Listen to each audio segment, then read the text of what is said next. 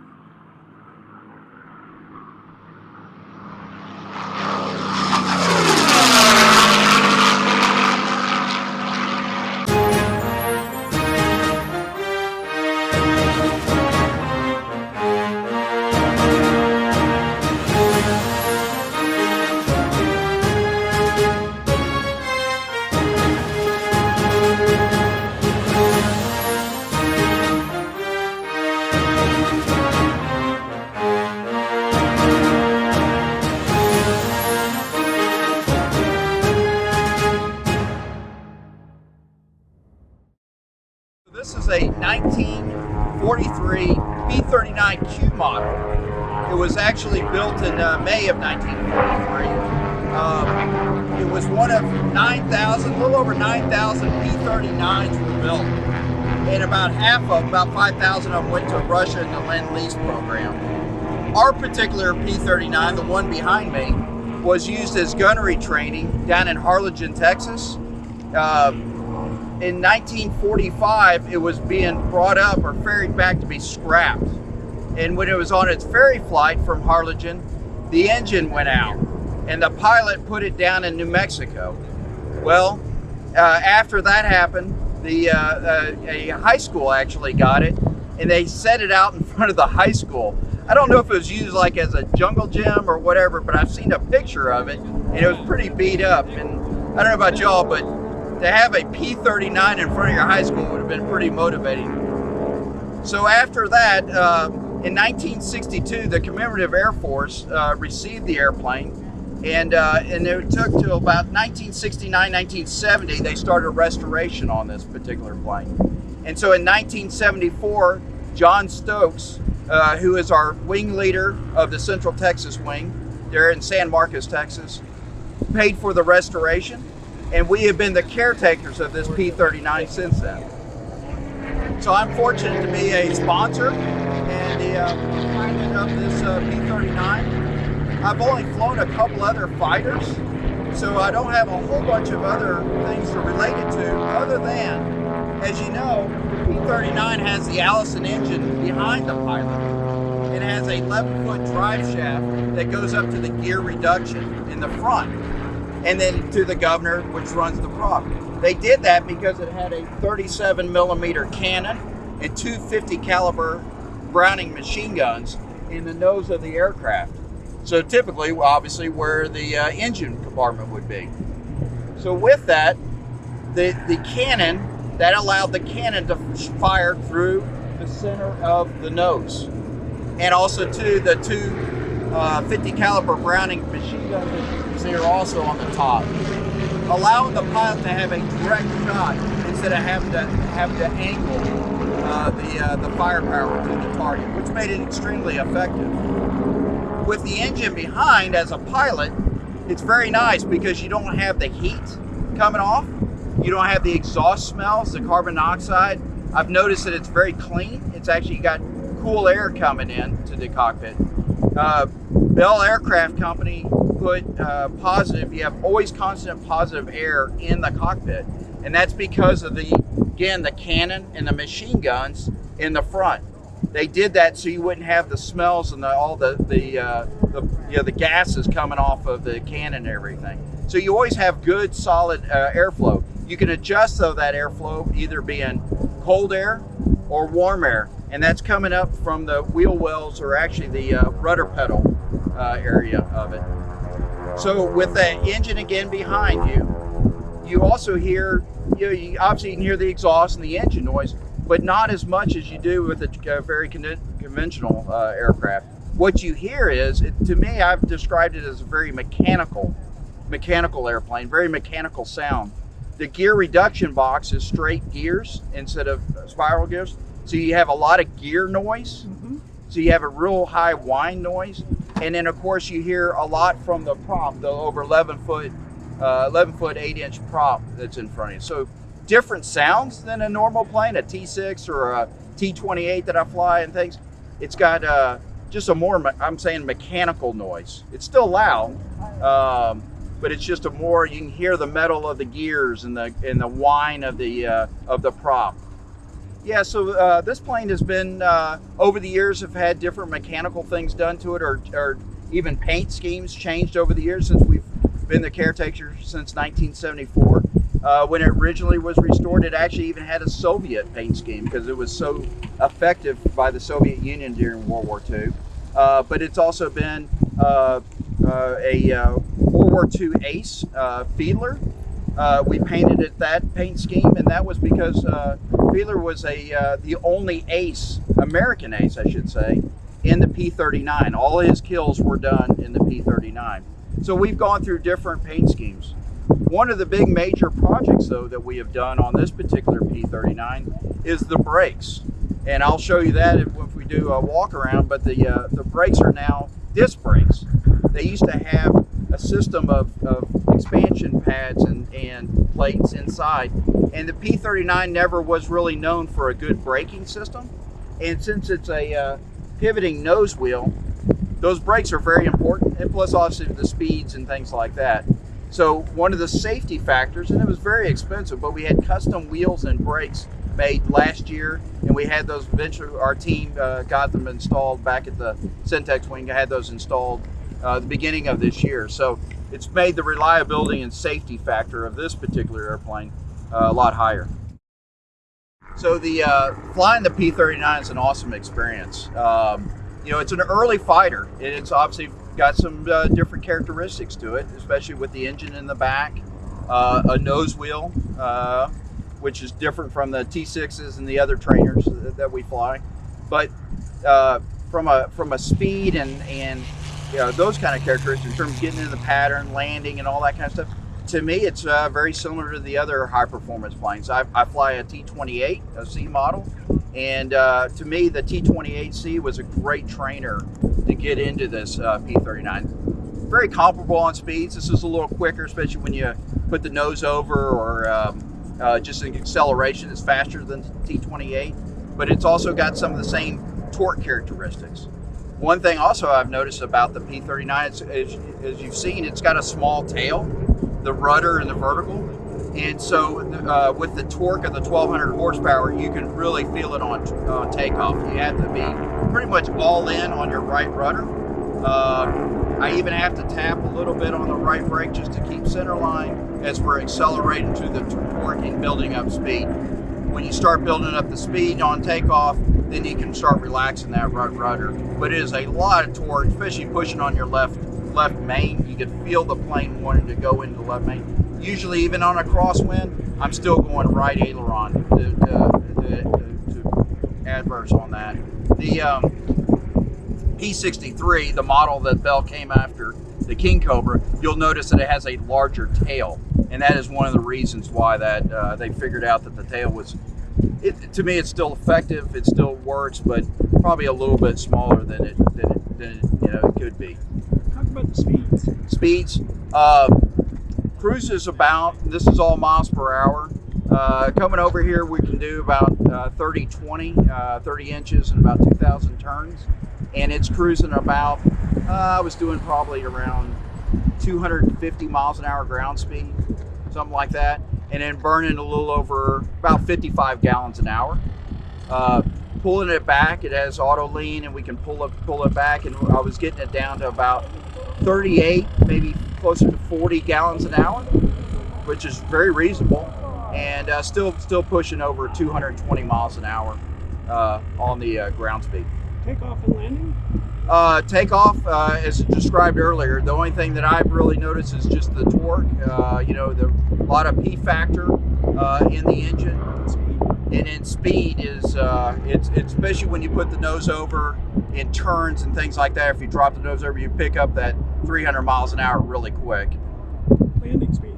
Landing speed usually come over the fence I put it about 110 to 105. Stall speed clean is reported at 105 miles an hour when it's clean, and then dirty with the flaps and gear down is around 95 miles an hour. Let's talk about the paint scheme you've got on it now. Yeah, very, very proud. This is a tribute to Bud Anderson. Colonel Anderson flew the P-39 in the 363rd Fighter Squadron back in 1943. I know for a lot of us, I've read his books and knew the history. A lot of these fighter pilots got to cut their teeth on their first fighter was a P-39 here in the States. But what I didn't realize until a few years ago, actually, one of our wing members, Vern, showed us a picture of Old Crow. And we all know the P-51 Old Crows that Colonel Anderson flew back in the war. But never did we know didn't know that there was actually a P-39. He got to personalize a P-39 at the very end of his 6 months flying a P-39. So we took off from San Marcos, and to be very conservative on fuel burn and things like that, the longest legs that we took was an hour and a half. We took off from San Marcos, went to the big town of Paris, Texas, which was right at our 1.5. It was actually about 1.3, and then had another leg about 1.5, and then another leg at an hour. Then we prepped it with another 30 minutes, and we've stayed out 30 minutes away in Freeport, Illinois, and had my brother Mark flying the T-28 C model, which again was very capable of keeping up and was our chase plane, just to make sure that we got this precious aircraft here today. The photo flight we got to actually do a couple of photo flight missions yesterday.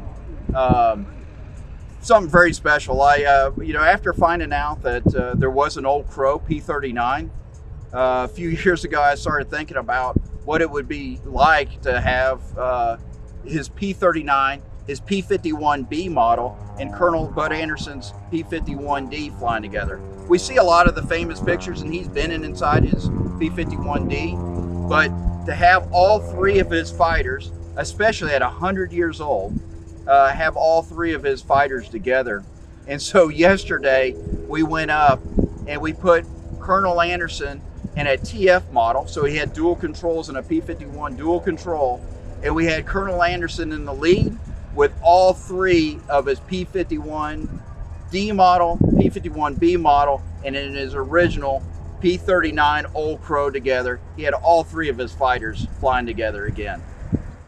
So this mission to bring Old Crow to Oshkosh and reunite the P-39 with Bud Anderson has actually been taking place for almost a couple of years now, the idea.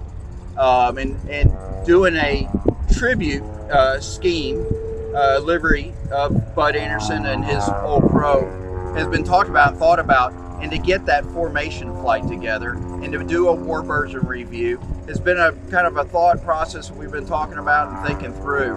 I reached out to Colonel Anderson's family back, I think it was about in October of last year, and asked them if it would be okay for us to put our P-39 in the colors of his P-39 back in 1943, and they were ecstatic. We've got an interview that we did with Colonel Anderson back in March, where I was in San Marcos with our P-39 behind us, Colonel Anderson in his home in California. We talked about flying the P-39 and his training, and then we got into the subject of, would it be okay if we got to change our color scheme to his Old Crow? And he thought it would be an honor and a privilege, and talks about coming to Oshkosh and possibly seeing his planes up in the air, and we did it. Pretty exceptional. It's so important to do this, and this is exactly the mission of the Commemorative Air Force. This represents the mission of the Commemorative Air Force, which is to educate, to inspire, and to honor. And this project, this mission that we did, and what we just did the last few days, did exactly that.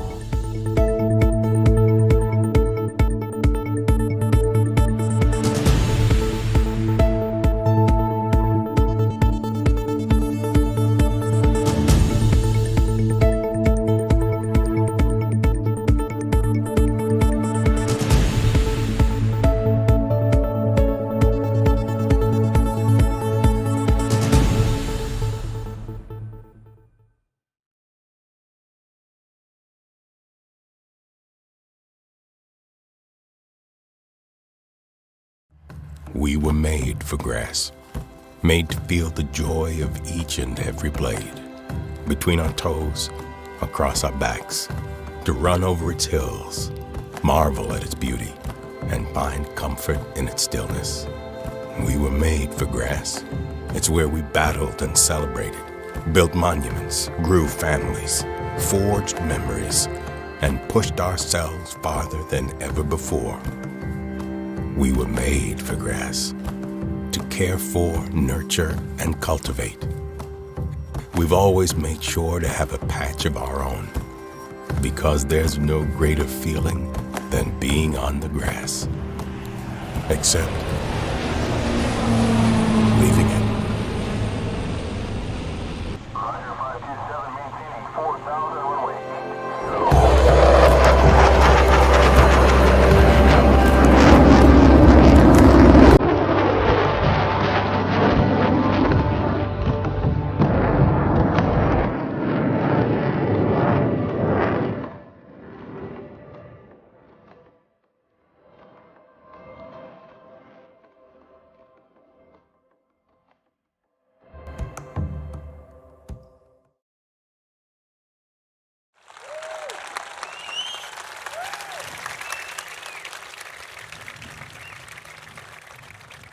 I have to say, Bud, you couldn't see that video, but in one of those last pictures, it had a picture of two little kids in your arms. Those two little kids are here with you. I hope they'll come out at the end of this presentation. Bud is very fortunate to have two wonderful children. Jim and Kitty are here escorting him, and they take good care of you, Bud, don't they? They're my senior They're children now. your senior kids now? Well, Bud, let's start out at 100 years old.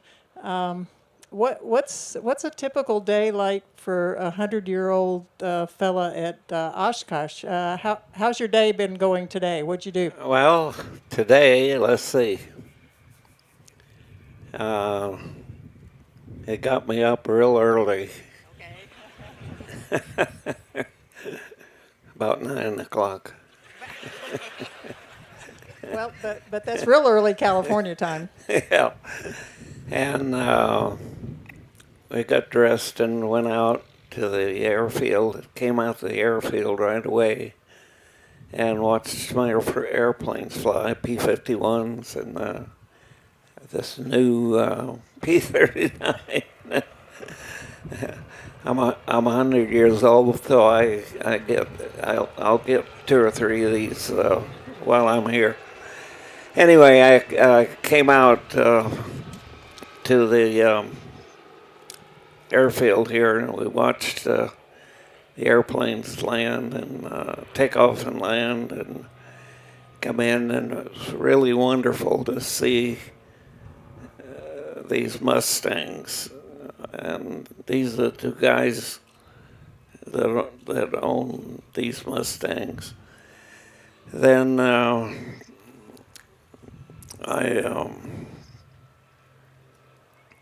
believe it or not, I had a flight in a TF P-51, one with the dual control, and I had a little bit of help out there getting in and out of it. Those of you who haven't seen it, they got 2 or 3 huge workbenches, got them up, and I think they were thinking about getting crane and lowered me into the thing. And then Rob Gordon took me out in this twin. It was an actual two-seater with dual controls. And we went up and took a lot of pictures, and just had a great time. I hadn't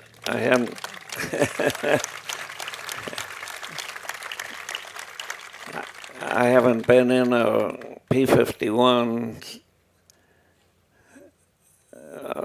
since I was about 85, where I actually flew it.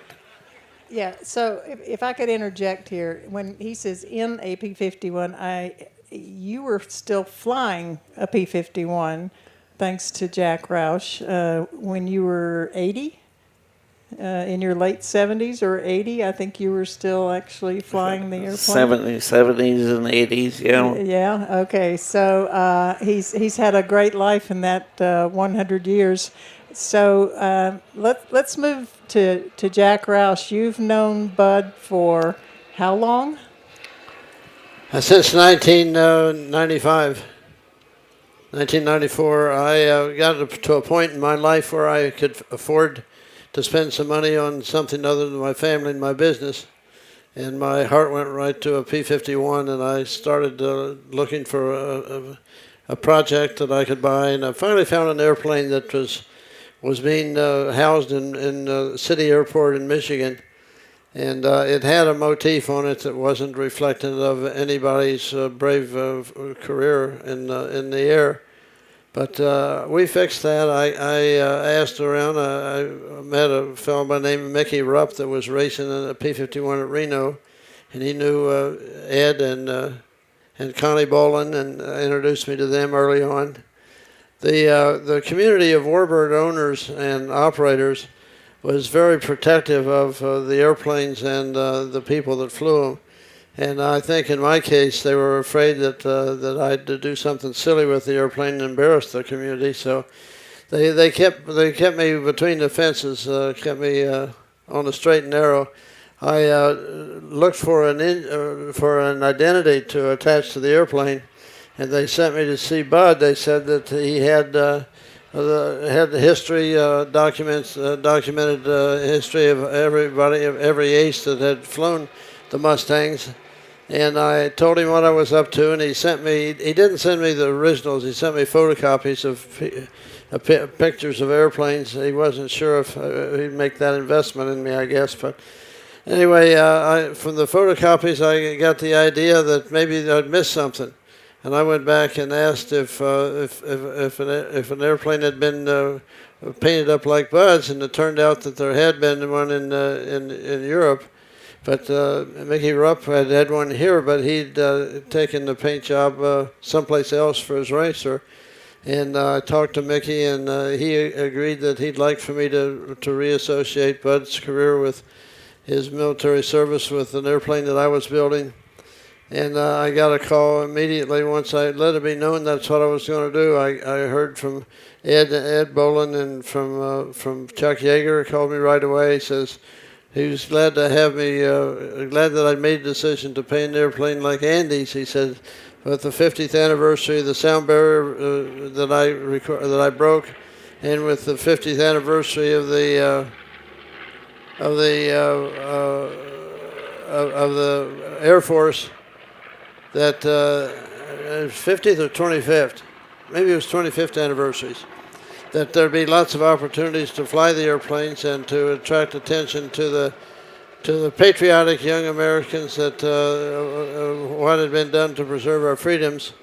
And so I painted an airplane, painted the Old Crow D model to the duplicate of what had been known about the airplane in the service, and took it to Myrtle Beach for the first reunion in I think 93, maybe in 94 when it was in Myrtle Beach. And I've been fast friends with Bud. He's been patient with me, and he's taught me a lot. I've enjoyed his friendship and certainly celebrate his patriotism.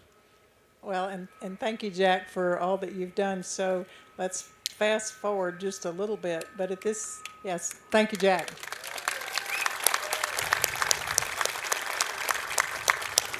And in the Warbird community, we're all very appreciative that Jack became involved and interested in the P-51, because a lot of the engines now and a lot of the maintenance and where we are with the safety issues with the airplanes, we can thank Jack for his work and his engineering expertise and his passion for making them safer for all of us to fly. It's thank you, Jack, for that also. My pleasure. When Jim Hagedorn came to visit with me, he was interested in the airplanes, and he told me that he'd like for me to help him find an airplane. And I had heard that he'd been flying in Mooney over in New York on his way to Manhattan, on his way to Long Island, rather, where he lived.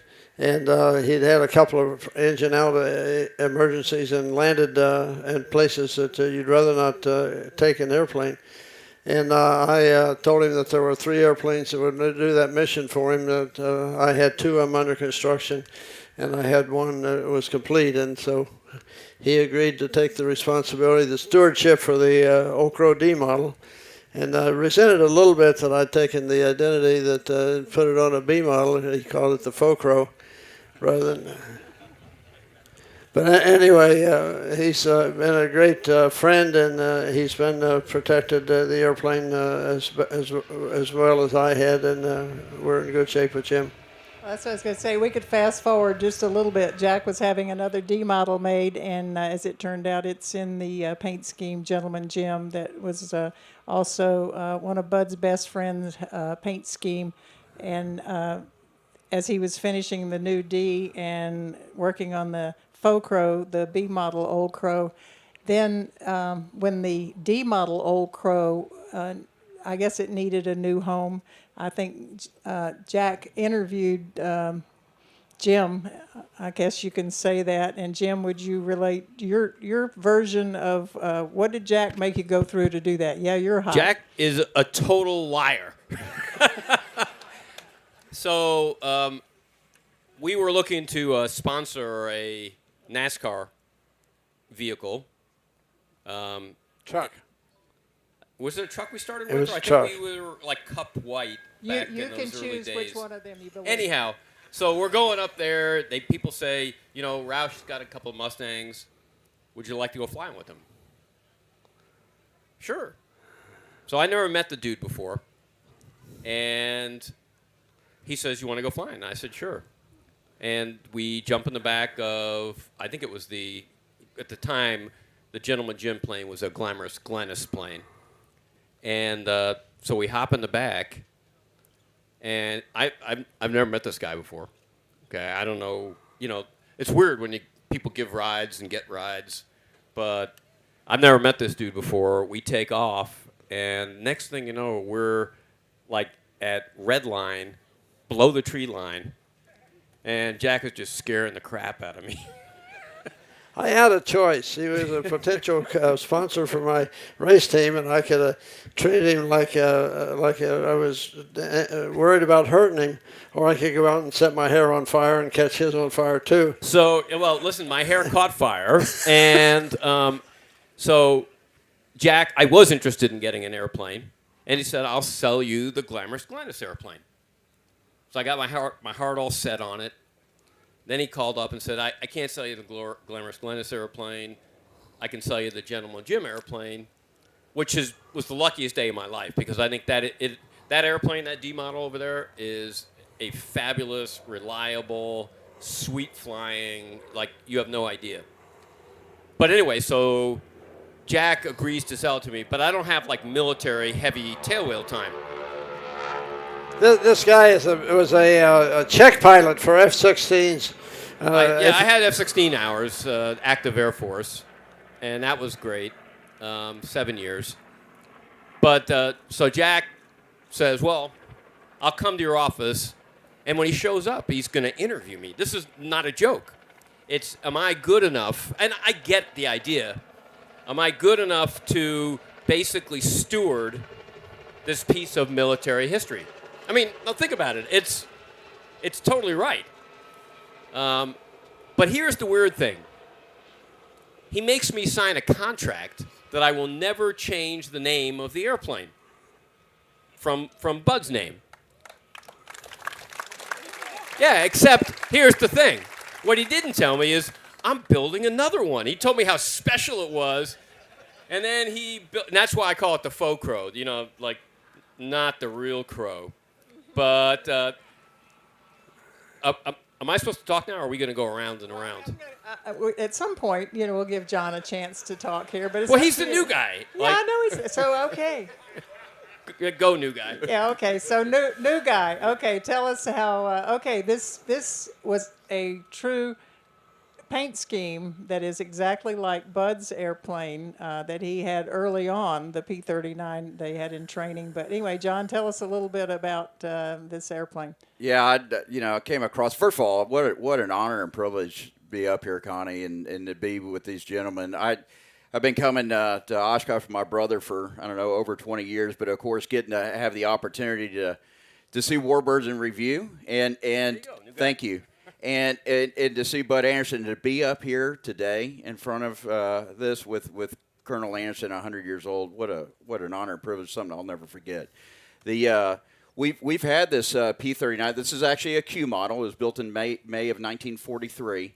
And we've had this airplane in the Central Texas Commemorative Air Force since in 62 is when it came to us. So it's one of our original airplanes in the CAF.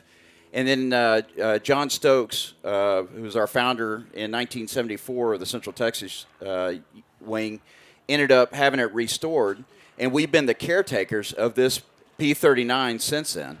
And over the years, it's had many different paint schemes, and including one of the early paint schemes was a Russian Lend-Lease paint scheme.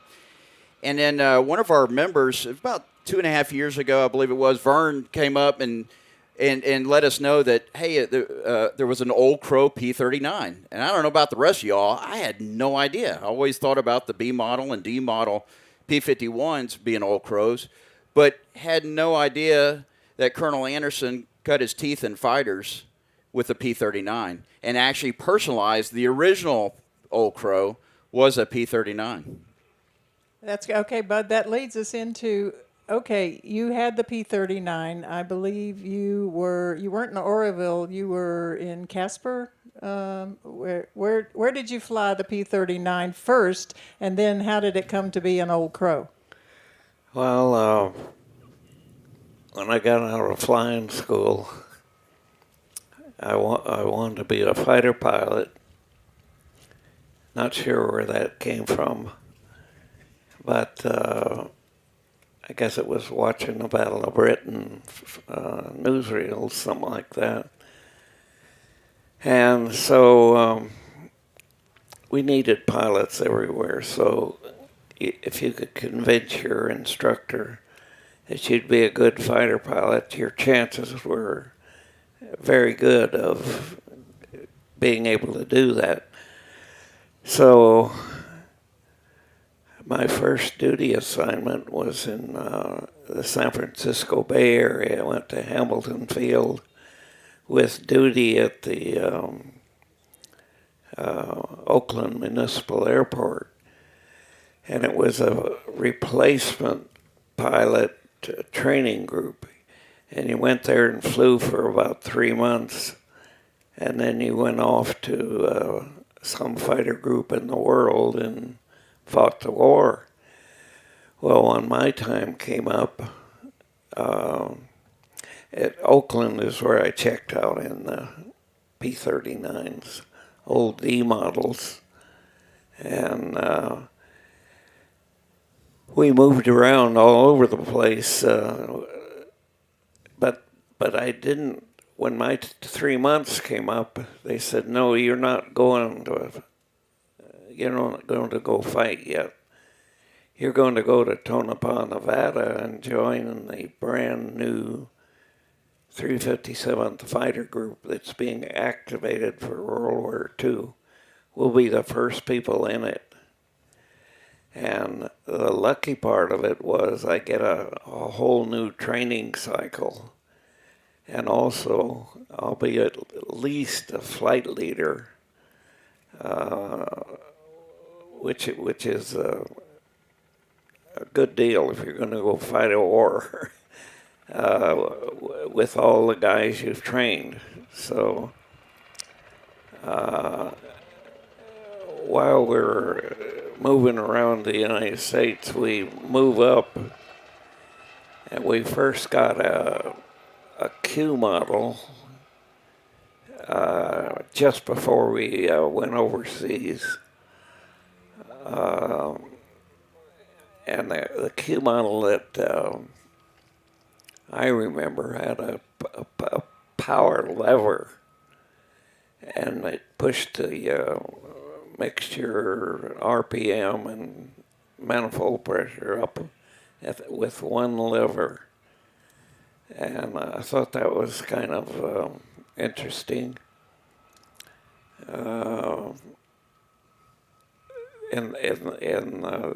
This is a Q model, Yes, sir. right, John? Yes, sir. Yeah. So. Okay. Well, tell me, but okay, it ended up with the Old Crow paint scheme. Well, what happened to the Old Crow airplane? What happened to that P-39? Well, we had it at. We finally moved to Casper, Wyoming, just before we went overseas, and I had a brand new P-39Q, was all mine, and I'm not sure where the first place we painted the Old Crow on it. But a lot of people want to know, why'd you name it the Old Crow? Well, I wanted to have something to do with flying, and I wanted to have something to do with drinking. Because that's what we did. But I tell my Baptist friends, it's named after the most intelligent bird in the sky, the crow. And the crow is a very canny bird. And so that part of it's true, but my drinking buddies all know it's named after that Kentucky Straight Bourbon whiskey.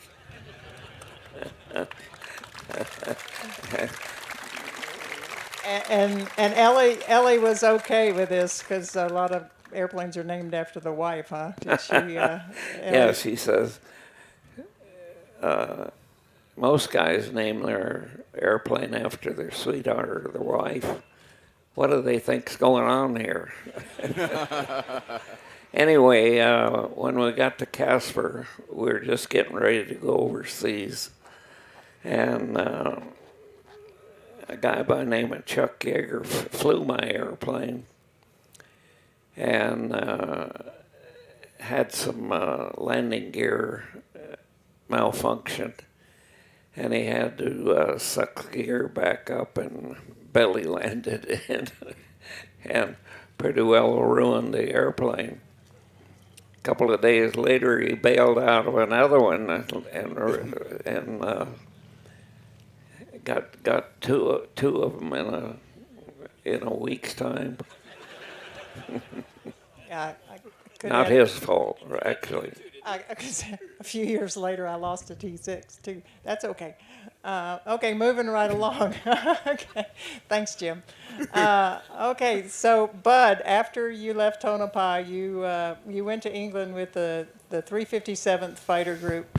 And what's one of the stories that you think the people in the audience here would like to hear about your adventures, if we'll call it that, in flying in Europe? A guy on your tail or something like that, which was very unusual. You want a war story? Yeah, we need a war story. You guys want a war story? Yeah. And that doesn't mean it has to be true, Bud. Just the way you remember it. Just the way you remember it. We'll be fine. Well, I got several I could tell.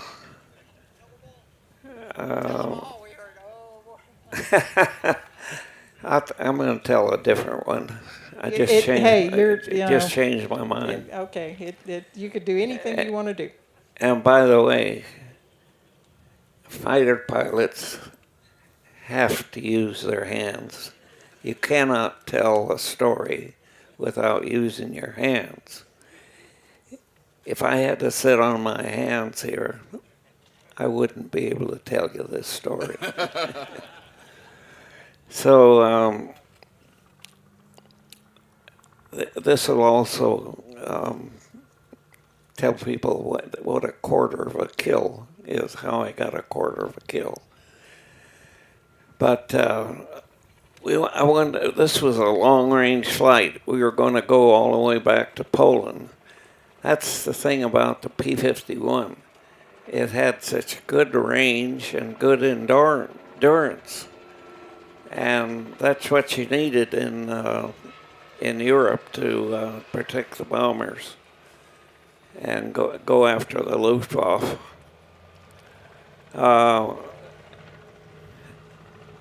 Actually, when you fill the thing full of fuel to go to your maximum range, it made the airplane a little unstable. By unstable, I mean you're in a turn like this. You're putting G's on top of you. You're getting pushed down in your seat, and you're holding quite a bit of force to do this. And suddenly, or gradually, the force changes, and you're not pulling on it, and you end up pushing forward on the stick, which is very unusual for flying. To keep the thing in a tight turn, you're pushing forward on the stick to do that. Some people had a little trouble coping with that, but I hadn't been to test pilot school and I didn't know it was dangerous, so I just flew it like you had to fly it. And after that, you burned out just half the 85 gallons in your back tank. The thing flew like a dream. Anyway, we're way deep into Germany, and we hear on the radio that they're being attacked up at the front of our column that we're protecting. So we shove the throttle up and head on up. I'm the number one guy in a 4-ship flight. So we get up there and you can see them. There was the ME-109. Here's the bomber stream coming like this. And here come the 4 ME-109s flying on line abreast. They come straight through the bombers, shoot down 2 of them, roll over, go down, and start to go out front like they're going to come make another pass. Well, we caught up with them about that time, cut them off the pass, and I singled out and had this one guy. And we're dogfighting. Here's the bombers are coming along just like this. And we're out here circling like this. The bombers are moving forward. We're not. We're just moving. We're staying in the same general position. And pretty soon I can see the B-17 windshields and, the distinct parts of the airplane. And I said, oh boy, I hope this guy doesn't want to go through those bombers. And I hope he breaks off first and dives away. But that's going to put him at a disadvantage because I'll then get on his tail. So sure enough, he breaks out, goes down, dives, and I just follow him. He got quite a head start, though, and and we're going down to about 5,000 feet, and so he stretches it out, turns around, and I'm coming down like this. He's turning. And I think, oh my God, if I don't get a shot off here, he's going to be able to get a shot off at me head on, and head on passes are no fun. And so I said, okay, Jesus, quickly I get a good sight picture on him. I'd been through 3 gunnery schools, and I shot quail as a kid. And I got off a burst and then just went by him. And I noticed that my wingman afterwards is following me. And when he went by him, he says, Bud, you hit that guy on the front of the airplane. The cowling came off, the propeller came off, and you hit him all over the front of the airplane, including the cockpit. And he turns like this, and pulls up and rolls over and bails out. Okay, I got this guy.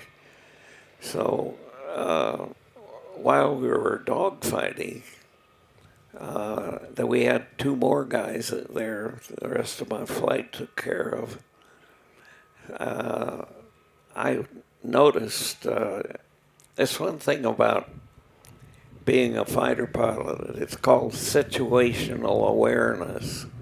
You got to know what's going on, not just you and the one enemy. And so you got to know what's going around in the whole area. Well, while I was in this dogfight, I noticed a shadow on the ground, and I could see the direction he was going.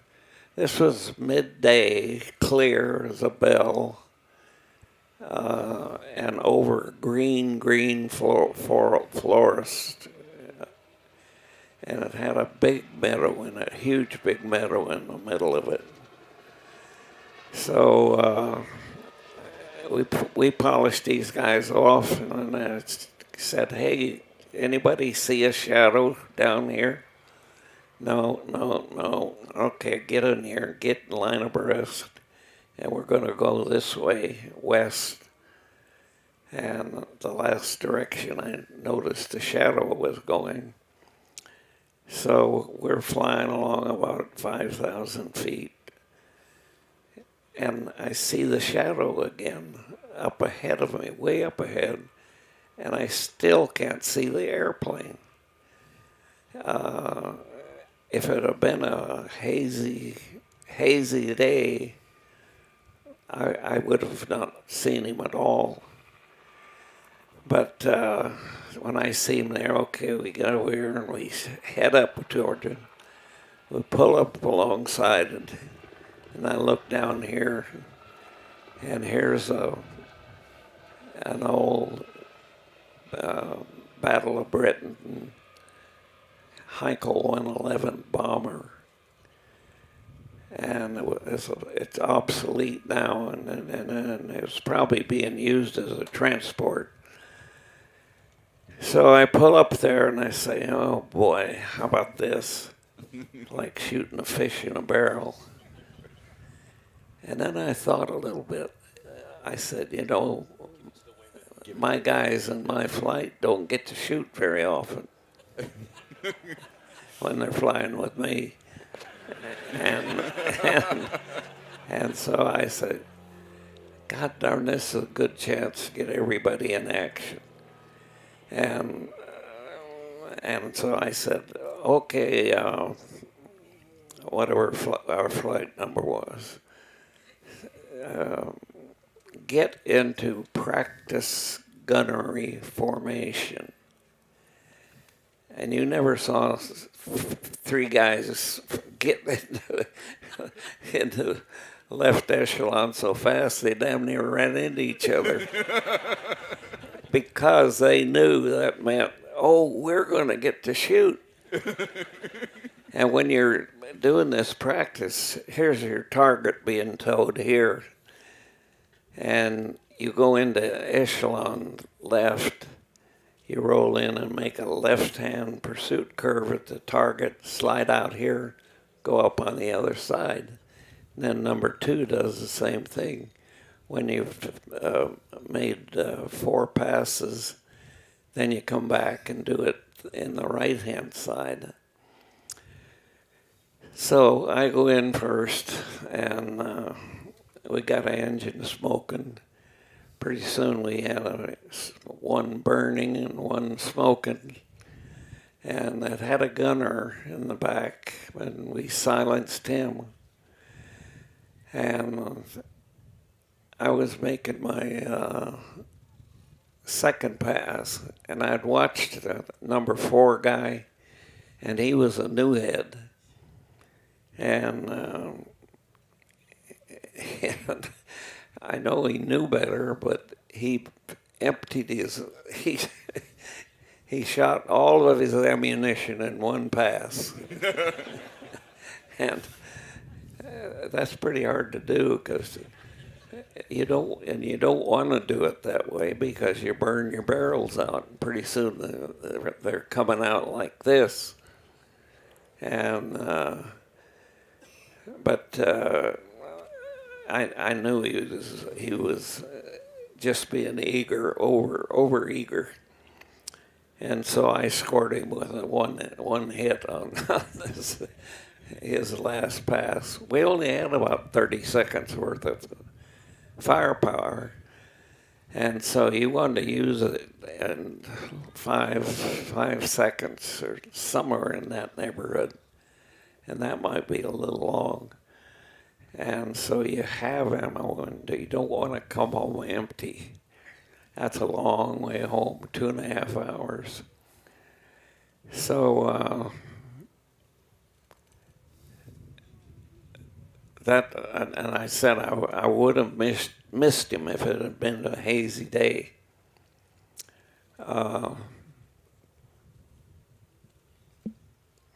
I wonder if I haven't got my stories mixed up. No, I think the point is the poor guy was a sitting duck, and you all got to practice. Yeah, I'd like to say that shows leadership on your part, that you're thinking of your men, and that's I think that's a nice point we can all take away.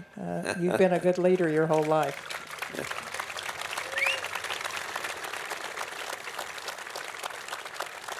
But, you know, they said they wanted to hear all of your war stories, so did you just combine them all? But I don't think so.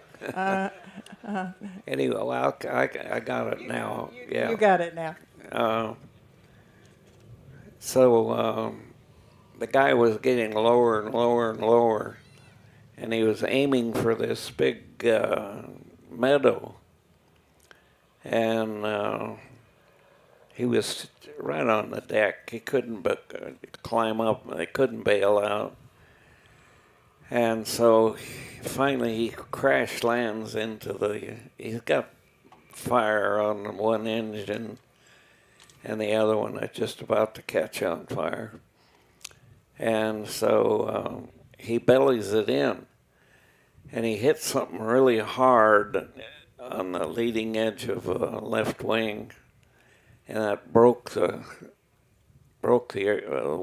outer wing panel off, and they skidded to get down together and hit another rock and kind of ended up about like this.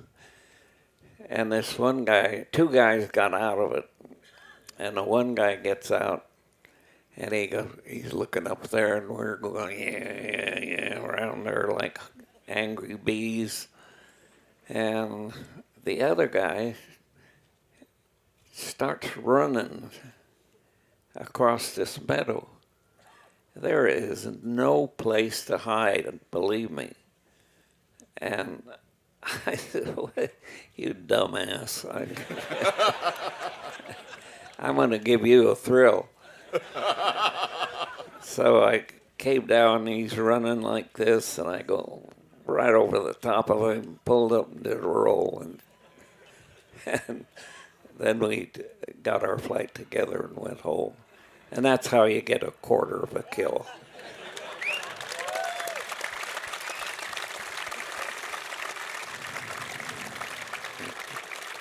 You know, if you happen to, you know, there are some connections that are made after the war where, you know, you have a German who relates a story with an American. Would you like to hear that guy's side of the story? It's like, yeah, this P-51 came over me. And speaking of the German side, it's going to be a real treat tomorrow. We have 2 ME-109s and that will be here in Warbirds in Review tomorrow. Bud became really good friends with Gunther Rahl, who flew the 109 in Germany. So we have Dr. Kurt Bratz will be with us tomorrow to talk about Gunther's role in the war and what it was like to fight in the 109. Bud, you have something? Yeah. He had 275 victories. And he says, you know, everywhere I go, people say, how come the Germans got so many victories? And he says, it's pretty simple. He said, when the Spanish had their civil war down there in Spain, he says, we went down there and started flying combat. This was in the late 30s and late 30s. And then when we came back, we overran these small countries, the Netherlands. We could destroy their whole air force in a day or two. And like Poland and Finland. And he said whenever we took off, we were in a target-rich environment. And he spent a lot of his time on the Russian front.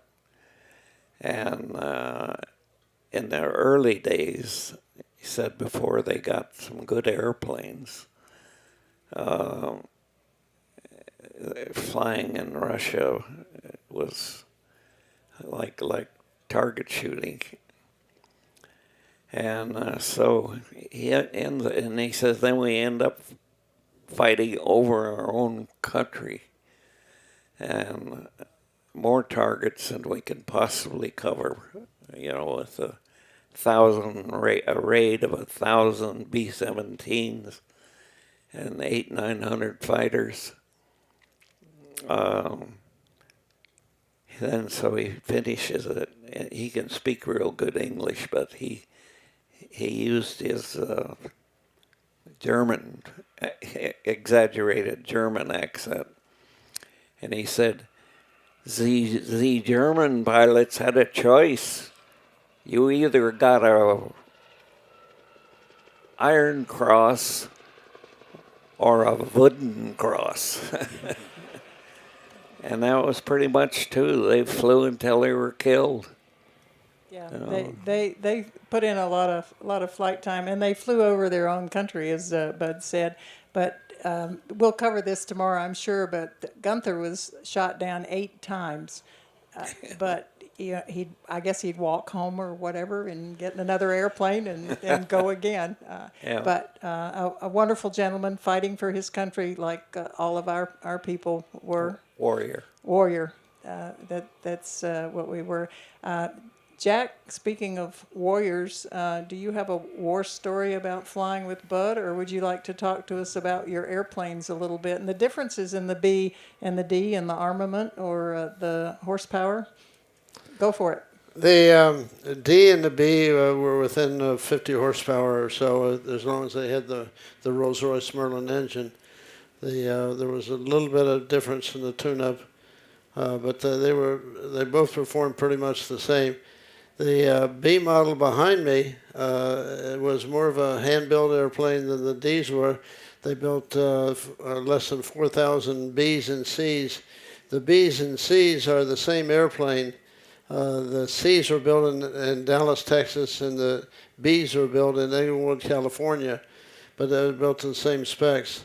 But they spent time on those, making sure that all the rivet heads were flush, and they really rubbed on the B model because they were anxious to really showcase the Merlin engine and to demonstrate to the Luftwaffe that they couldn't compete with what we were putting out there.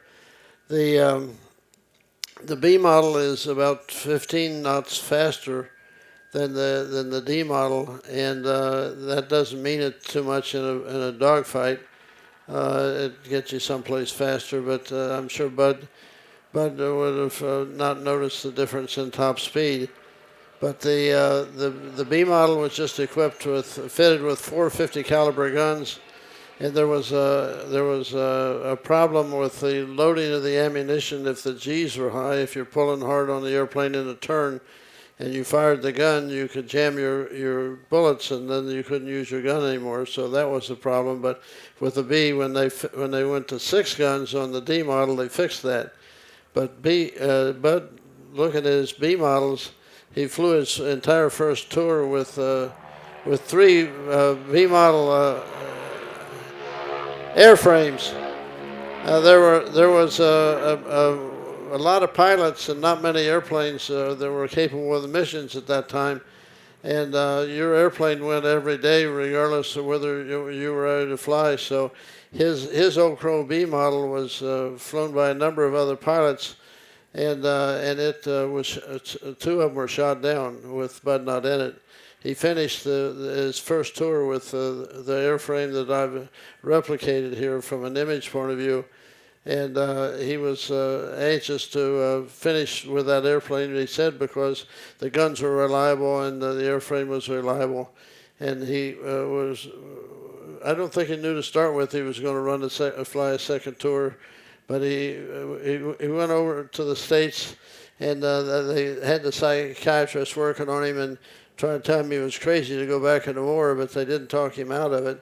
He went back in the war, and he got a D model that was twice as numerous as the B's, and he was able to fly it just himself and finish his whole tour with the D. Thank you, Jack. Thank you.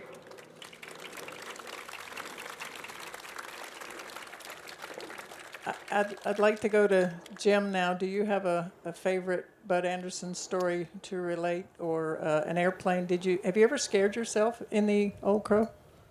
No, I've never. I retract that. I was cheating in some dogfighting we were doing, and I didn't know I'd burned the motor, but no, we'd the Jack would be able to tape. I think it's the number 1 in 6 pistons or cylinders. There's a propensity, a couple of the pistons to burn. It tends to run a little bit leaner all the way in the front of the motor.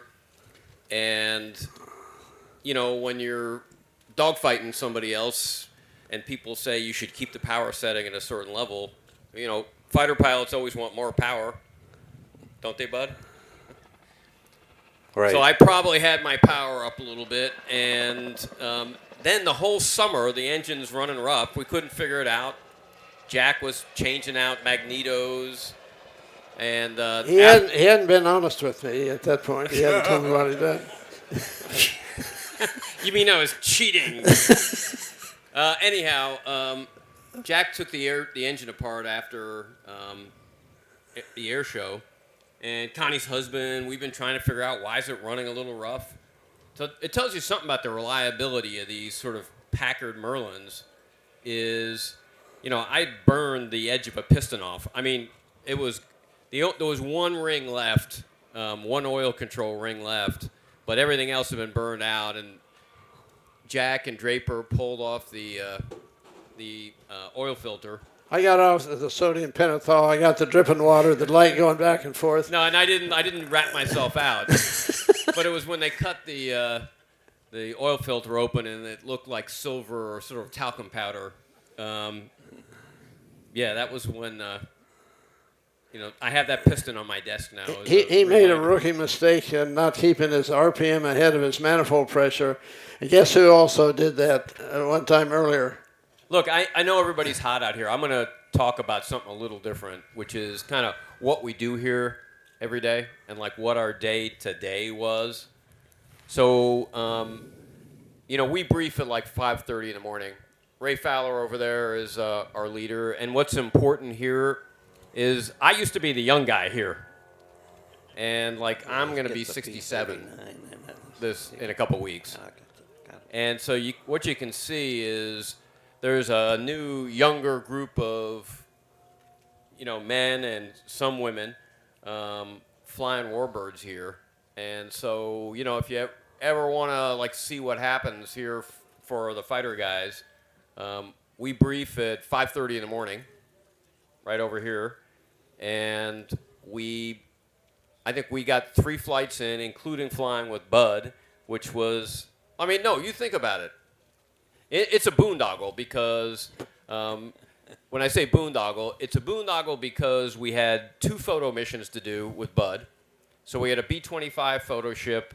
We had a Baron or something, some Beechcraft thing, but slow. And I think we had like 7 fighters up against it, and we had to get pictures with Bud. And it's a lot of work to sort of put the whole thing together. We had a few minutes to go play and chase each other around on the other side of the lake. But by 10 a.m., we were done. Had a kind of near emergency because the plane which would have been screwed up, I don't know if people saw the plane, it just stopped running right on the ramp here because it started streaming fuel pretty much up where we were doing the photo mission on the way home. And we didn't declare an emergency, but we immediately headed back. And then the airplane just stopped running on the ramp. So, this is one of those things where, Jack talked about the group of people, including Bud and Connie's late husband, Ed, and Connie, and a bunch of people who welcomed the new owners of these Warbirds. And you can't say too much about Lee Louderback's operation down at Stallion in Kissimmee, where I think a lot of people go to get their initial checkout in the P-51. But the best flying that happens, I think probably in the world, happens this week in Oshkosh, Wisconsin. And it's as close to, we're flying 4 ships or more every single flight. We're doing at least 3 flights a day. I think these guys went up and flew a kind of Make-A-Wish flight yesterday down south of here. Got back barely at 8. They had to convince the controller, because the airport closed at 8, that no, like, your watch is wrong. We're good. But this place is designed for kind of seeing all kinds of stuff. And for the pilots that are here, there's just nothing better. And this group of people, and you're the new guy, but there's a whole new generation of people, and we need to sort of start getting them up, I think, to talk. But it's a real privilege to fly and to do it with Jack and Bud and Connie and her late husband and her new husband, Ed, another Ed, and flying with the P-39. Just really great fun. And Oshkosh is ridiculous. It's so awesome. So, it's a privilege to be here with you all.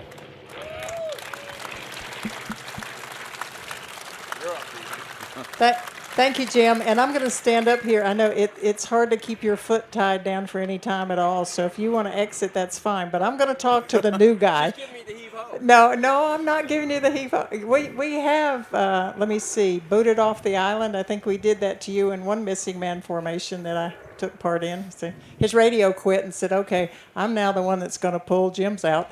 But he couldn't talk to us. But anyway, to John, the new guy, and Bud, the P-39 is more unusual than the Mustangs. So, John, I wonder if we could walk over to your P-39 just for a moment here. And Bud, just hang with us here. Are you okay? It's a little hot, but okay. So, first of all, John, tell us about this thing that's sticking out. I mean, that's a 37 millimeter cannon. So this is kind of the predecessor for the A-10. back in the day. So up here in the front, where you would have normally the engine, is where they housed the 37 millimeter cannon. Had about 30 rounds, Bud, about 30, and then two 50 cal machine guns, Browning machine guns that would shoot through. And so Bell Aircraft, this is very unique in many ways, but Bell Aircraft figured out that in order to have the cannon, which was extremely heavy, especially the rounds and the ammunition up front, they were able to have the cannon fire straight through the prop here. And by doing that, they put the engine, as you can see, the Allison engine in the back. There is a drive shaft. I think it's like close to 11-foot long drive shaft that comes underneath the pilot legs, and then it goes into the reduction gear, which then drives the propeller. But then you also have the prop governor. It's actually round and circular to allow that cannon to go through the propeller. So very unique, very innovative design during that time. Smile so. to the camera. Yeah, you bet. So Smiling here. Okay. And it has the Aero Products prop, which is a little different than the ham standards we have over here. Right? It is different, and there's some people that question it. And I do want to say something about the P-39. Back in the day, being unique like it is, there was questions about that drive shaft coming loose, probably like your 39 Ford. You probably wondered if it was going to come loose and beat the plane apart. And also, too, there was stories about having the engine behind the pilot, and possibly in an accident having that engine crush the pilot. That was also another big concern. And then having the nose wheel, instead of having a tail wheel, you guys were training in T6s and other tail wheel type aircraft, and then here your first fighter has this nose wheel hanging out in the front. So a lot of things that were different to it, but it also then caused some, I'm going to say, some misconceptions, some concerns. I know you, Colonel Anderson, you even had a drinking song, I believe, that you guys used to sing about the P-39. Oh, yeah. Yeah. Feel free to chime in, Bud. Let's see if I got my Your singing voice in? little harmonica for hoot hoot. Well, we used to have a song, and I know some of the words, and I'm sure there's some more that are more colorful. It goes like this. Don't give me a P-39 with the engine that's mounted behind. She'll loop, roll, and spin, and soon auger in. Don't give me a P-39. Hey, if Teresa needs backup singer tomorrow, you're in. I remember the guys used to think that the airplane would tumble, go ass over tea kettle. And I never tumbled one, but I saw some guys rat race around over the field, and he fell out of that and went through a gyration. I'm pretty sure he thought he had tumbled. And after the war, we asked the Bell test pilots, would the P-39 tumble? They said, we did everything in the world to try to make it tumble and couldn't.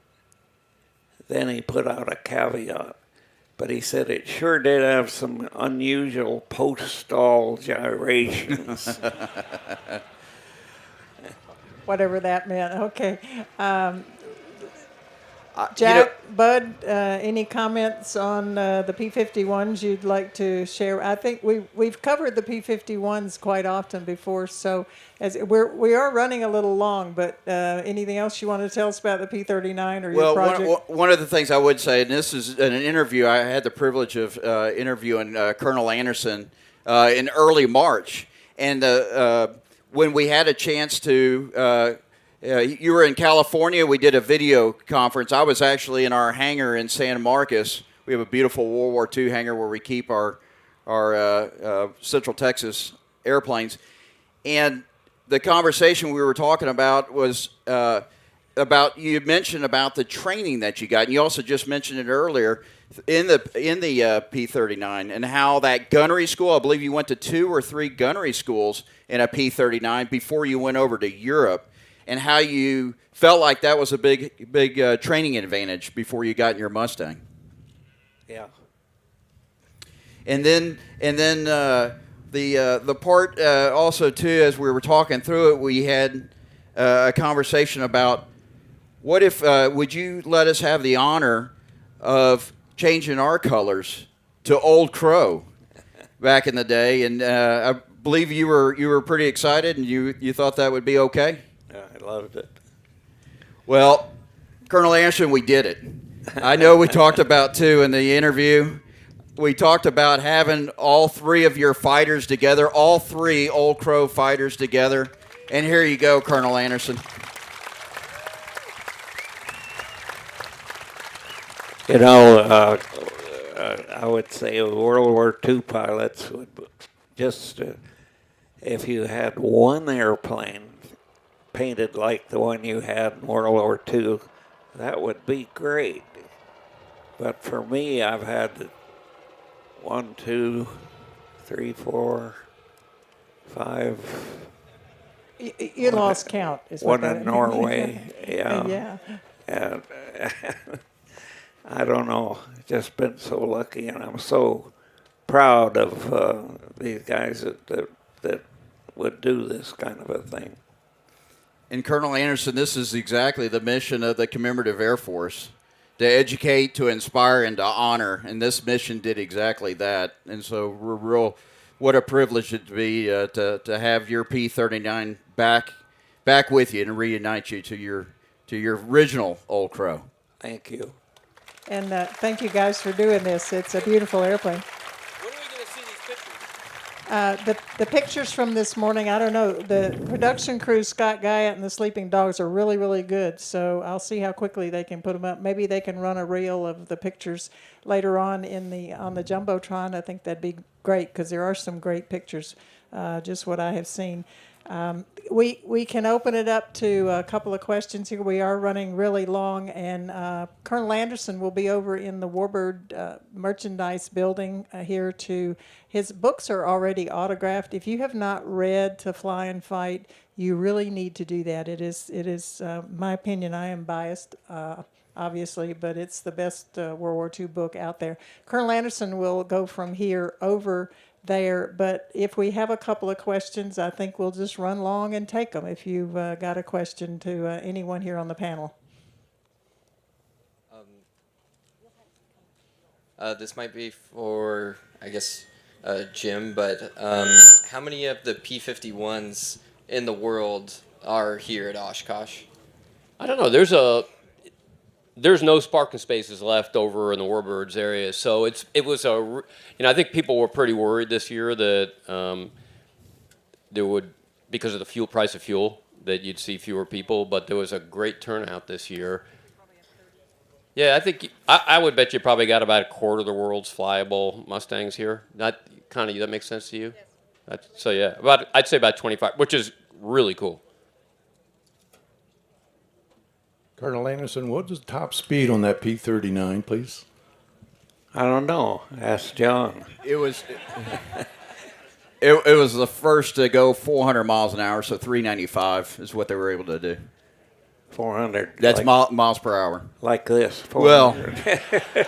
Well, Bill made the specifications. They did it in 1939, so you got to give them that credit. Let me ask, how would the P-39 have performed in combat, do you think, Bud? How well do you think it would have done if you had to fly that in Europe? It would not have been worth a darn because it has a one-stage supercharger, and it kind of craps out at 15,000 feet, whereas our Mustang had a two-stage, two-speed thing, and had another blower cut in about where the P-39 gave up. So it was a matter of power. but the Russians used it very wisely. They were happy. About 10,000 of them were built, and half of them went to Russia for the Lend-Lease program. Is that why Gunther Roll's kill ratio was on the Russian front? Could have been, but the P-39 has the highest individual kill record of any Allied fighter. Yep. Russians did very well with it. And at low altitude, yes, sir, low altitude, below 5,000 feet, it was very effective. Okay, we have another question here. Colonel Anderson, with your gunnery practice and all the gunnery schools that you went to, flying the P-39, did they teach you about techniques on once you shot all that ammunition out of the 37 millimeter cannon up front, did that change your CG a lot and make the airplane fly differently? I don't remember it having a real big impact on the flying qualities.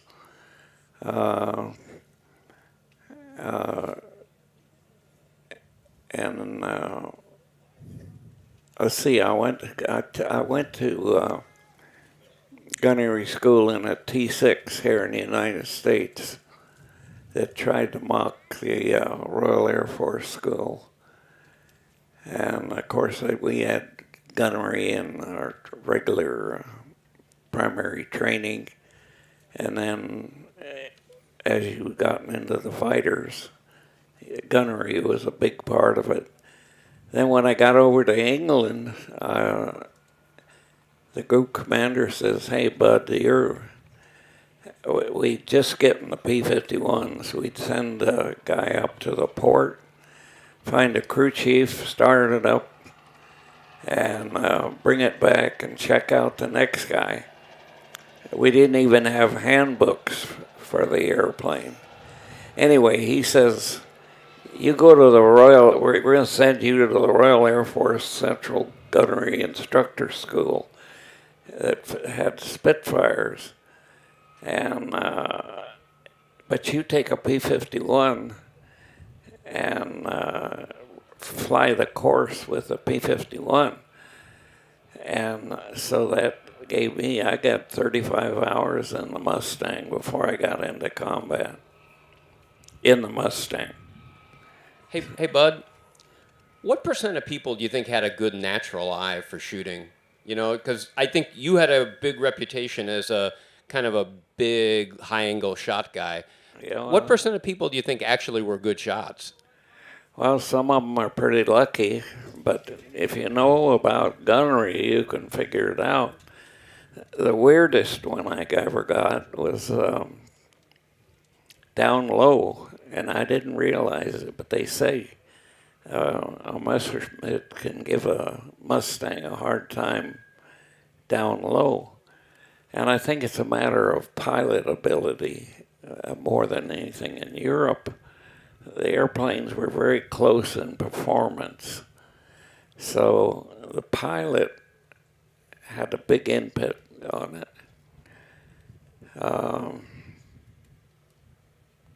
What was your question? Oh, angle off. My best angle off. When you shoot somebody, you really want to get right here, is what we call 6 o'clock. Right dead behind the airplane. Close in to 300 yards and fire. If the guy's turning in a 30-degree cone, you can do pretty good. But when you get out there 30 plus, it's kind of questionable, and even a 90-degree shot. Now, one time I got into a dogfight. It was kind of early in the game. I think it was my first kill, as a matter of fact. I got into a turning dogfight down low, and he's coming at me like that, and I'm coming at him like that, and it's just ridiculous trying to get a shot. So I thought, God darn it, if I can't get us a shot here, next time I come around, I'm going to pull through him very smoothly, and when you're in this turn, you're pulling so much G and cutting him off that you can't see him. He's underneath the nose. And that's where you have to shoot, out in front of him. So I said, I'm going to pull smoothly through the center of his airplane and get my nose up enough where I think it'll be a good lead for a hit. And then just hold it and keep pulling it steady, fire a burst, and then when he come out, he was streaming black, gray coolant. I'd hit him in a vital spot. But that was an awful lucky shot. It was so lucky that I'm cheering. Hey, I finally got my first guy, you know. And then I felt, God, there's somebody's right on my wing. And I looked out there. And here was John England Air Force Base. That's the guy that it was named after. And he was down low. We were down low, and he had his mask down, and he was grinning like all get out. And he was kind of going like this, but I couldn't tell whether he was congratulating me or telling me, hey, I got that guy. And I thought about it for a minute. I said, God, you know, that really was a lucky shot. And by the time I got home, and I figured John England was a pretty good guy. I thought, I don't think he'd shoot that thing out from under me. That'd be a very sportsmanlike thing to do, right? But on the other hand, there is a war going on. So I get home and I ask the rest of the flight, did I get that guy or did John England get in there? I was out of position. I didn't see it. I was going the other way. You know, none of them saw it. So I think, well, I guess I got to go see him.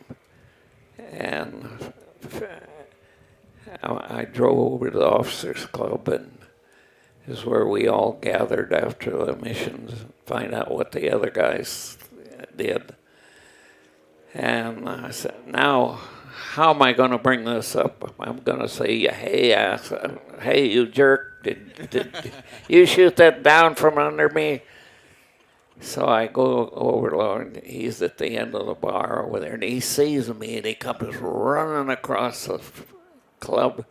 He says, Andy, he says, that was the best shot I've ever seen. You got that sucker out there about 60 degrees angle off.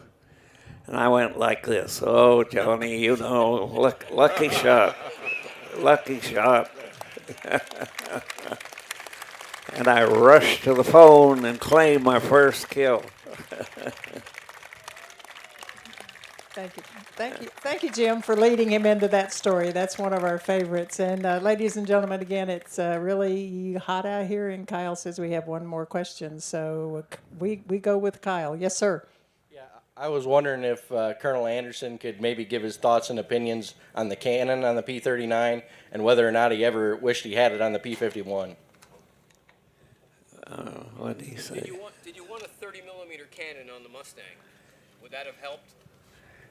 I don't know. I actually like the 20 millimeter better than the 57. And that's what the Russians ended up doing. It had other guns, and you would never fire them all at once because the cannon had a trajectory like this. Poof, go like that. And the machine guns would go straighter. And about a 20 millimeter would have been closer to a 50 caliber. And so it would have, I forget how many seconds of fire we have. That's the other problem. The big guns carry big ammo and big containers, and they take up a lot of room. That's why they went to that nose configuration. And Colonel Anderson, on the side of the airplane, on the right-hand side, in front of the door, it says Pilot Lieutenant Anderson, and it also says Crew Chief Sergeant Hino. Wasn't that your crew chief that not only was here in the States, that followed you over to the 357th? I did. I had the same crew chief all through the war. And where's Connie? I'm right here. Can I tell my crew chief story now? Are you guys okay? Yeah. No, okay. Yes, sir. Okay. If you're good, we're good. The crew chiefs of the world are my favorites. During the war, our crew chiefs were at home, so to speak. We're back in England.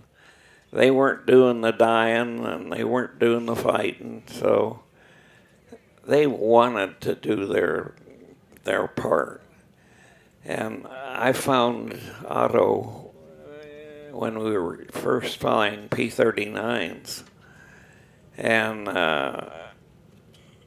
you know how the gun sight and the windshield, they sit very close. And they got a crack in there that lets dirt and dust and all that stuff, and it's right in the center of your vision. Well, he came to me one time and he says, "What could I do to this airplane to make it better for you?" And I talked to him about the gun sight.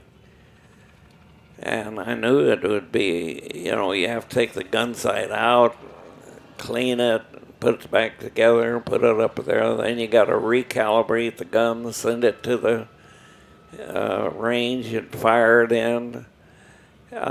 Work intensive. So I came out in the morning to fly, and I get in there, and that windshield and gun sight are crystal clear.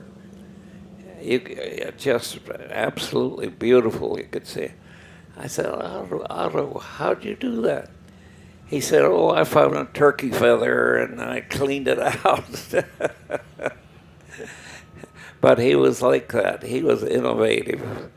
He would go over to Air Corps Supply and find another Finnish guy, and he says, "Spark plugs come new and reconditioned."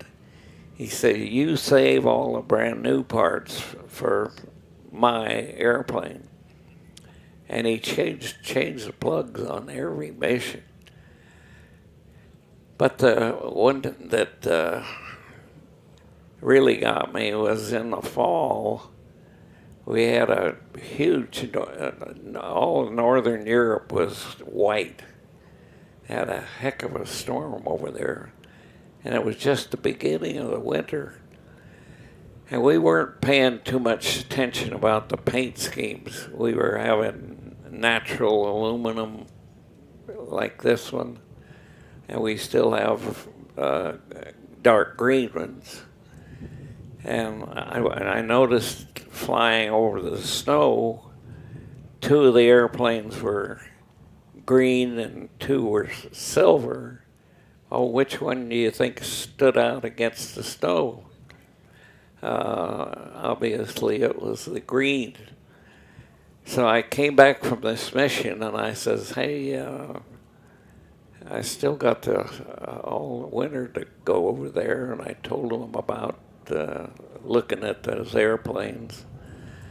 And then I thought, I put it on the thing I might save my butt if we could repaint it into the natural aluminum paint scheme.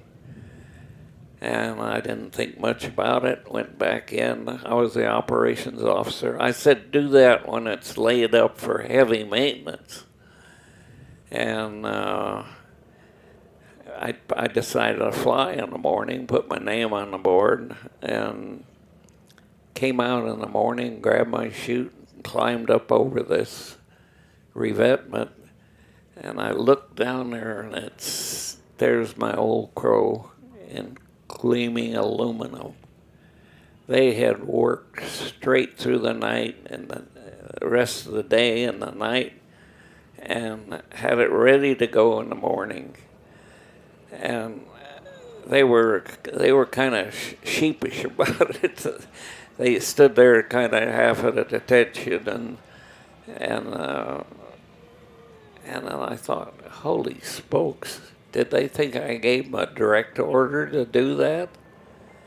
Then I thought about it a little bit, and I said, no, they wanted to do that. That was their part of winning the war. And I can't say enough about the crew chiefs of the world, and I suggest that you pilots out there speak to your crew chief once in a while and tell him what you think of him. Thank you. So yeah, let's give a round of applause to the crew chiefs. I totally agree with you, Bud. Good maintenance is beyond valuable. So, okay, we will wrap it. Jack, do you have anything that you would like to add? I've got one thought here. You know, from 1941 to 1945, we were engaged in the war in some way. And in that time frame, every single day we lost 170 airplanes. Bombers and fighters, and some of them in transit in the United States. 200 U.S. airmen and pilots were lost every day. 170 airplanes.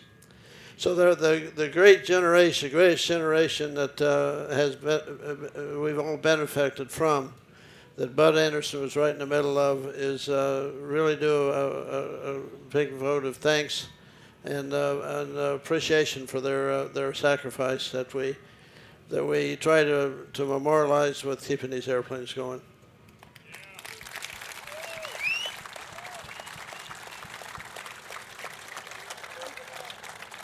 Thank you, Jack. And I will add that a few years ago we came up with this history, heritage, and heroes. And that's what we're all about here, because we've just preserved an interview with these gentlemen that will go on for generations and hopefully be passed on far beyond when any of us are here. And that's very important, that we preserve our history, and I'm very proud to have all these guys who are my friends who have preserved the airplanes and allowed us to present you here. So, Jim Anderson, Jim Hagedorn. Jim Anderson is inside. I'd like for Jim Anderson and Kitty to come out and just possibly wave at you. But Jim Hagedorn, thank you again for all of your support. Jack Roush, thank you very much. John and the Central Texas wing of the P-39. I know there are a lot of other people involved in that restoration and that airplane, so we thank you for being here. And here are Jim and Kitty, Bud's caretakers, I think Bud said. So, Bud, thank you. Thank you for being our friend, and thank you for all you've done.